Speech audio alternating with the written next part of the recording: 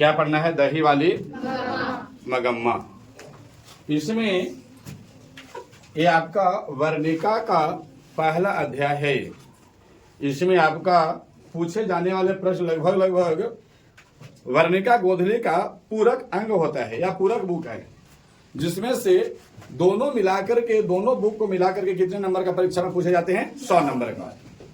अब इसमें हम लोग आज वर्णिका प्रारंभ किए, जिसमें पहला अध्याय क्या है? दही वाले मगम्मा। सबसे पहले ये बात पूछ ली जाती है कि दही वाली मगम्मा जो आपका अध्याय है वो क्या है? तो ये आपको बता देना होगा कि यह क्या है? कहानी है। क्या है ये? कहानी।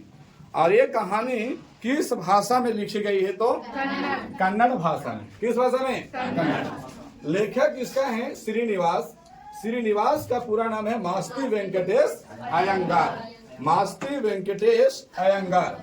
इनका जन्म 6 जून 1891 ईस्वी को कोलार में हुआ था।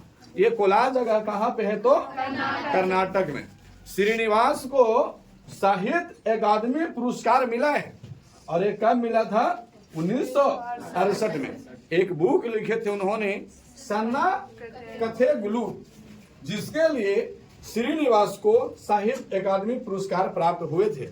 इनको कन्नड़ में बहुत सारे कविताएं भी लिखे हैं, आपको कहानी भी लिखे हैं, इसलिए इनको ज्ञानपीठ पुरस्कार से भी सम्मानित किया गया था। इसके बाद एक कहानी जो है दही वाली मगम्मा, ये कहां से लिया गया है? नेशनल बुक ट्रस्ट से लिया गया है। यह एक आपका बुक था इंडिया का, जिससे आपको दही वाली मगम्मा ये आपको अध्याय वहां से काट करके और ली गई है। आइए हम इसको पार्ट बाय पार्ट करके और समझते हैं। तो पहला पार्ट में है, एक नाम है जो आपको मेन क्रियादार है इस कहानी का, जिसका नाम क्या है? मगम्मा। ये मगम्मा का पति नहीं है, अर्थात कह सकते हैं कैसा औरत है? विधवा औरत है। गांव में, इसका गांव कहाँ है मगम्मा का? तो मगम्मा का गांव है अबलूर के पास। कहाँ? वेंकटेशपुर में है। वेंकटेशपुर में इसका गांव है। ये कहाँ पड़ता है? अबलूर के पास। इसका कार्य क्या है? तो दही बेचना।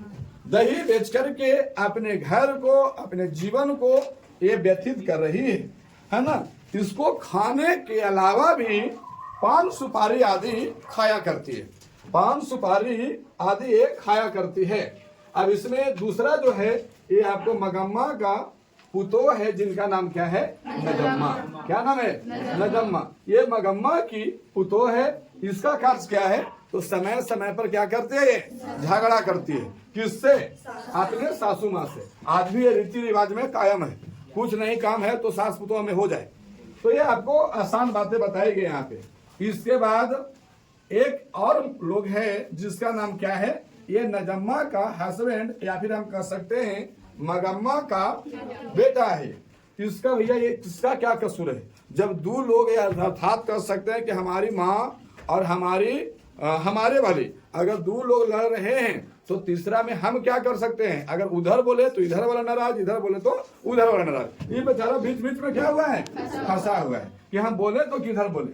अब इसके बाद में आ गया कौन? मगम्मा का पोता। मगम्मा का पोता है ये। मगम्मा का पोता है ये भैया अभी छोटा सा है।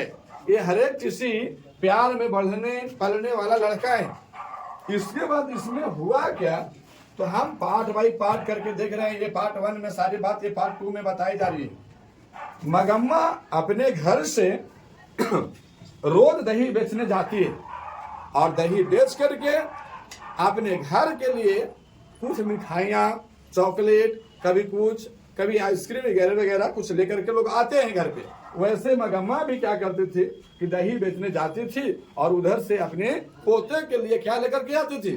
मिठाई लेकर के आती थी। वो खाता था लड़का मगम्मा का पोता, और उनके पास दादी के छत्र छाया में वो बहुत आराम से खेलता जुलता, 4-5 लोगों का परिवार था, आराम से मस्ती से टाइम बीतते जा रहे थे। एक दिन क्या हुआ कि नजम्मा जो थी वो अपने बेटे को बहुत पीटती है, और पीटने के क्रम में क्या हुआ, पीटना जब चालू किया तो उसी समय कौन? इसका दादी देख लेती है और बोलती है, क्यों रे राक्षसी, इस छोटे से बच्चे को क्यों पीट रही हो? अब भैया पूछा तो सही बात, लेकिन बीच में जो वर्ड का उच्चारण किया गया है ये बात गलत है। आपने पुतोह को यदि कोई राक्षसी कहे तो तुमको सुनाएगा जरूर। अगर यही बात पूछती कि क्यों रही इसे तुम क्यों पीट रही है तो वो भी आराम से जवाब देती, लेकिन बीच में राक्षसी का उपयोग है तो यहाँ पे बोला कि भैया कि मेरा बेटा है, हम कुछ करें, चाहे मारे पीटे, चाहे जिंदे जला दे, जिंदे गाड़ दे, वो हमारा बेटा है, हमारा इस पर अधिकार है। बच्चा अगर शोर मचाए, फिर से बहू कहती है कि बच्चा अगर शोर मचाए या उधम मचाए तो क्या हमारे पास इतना भी हक नहीं है कि हम इसे मार सकते हैं? हाँ? एक मिनट।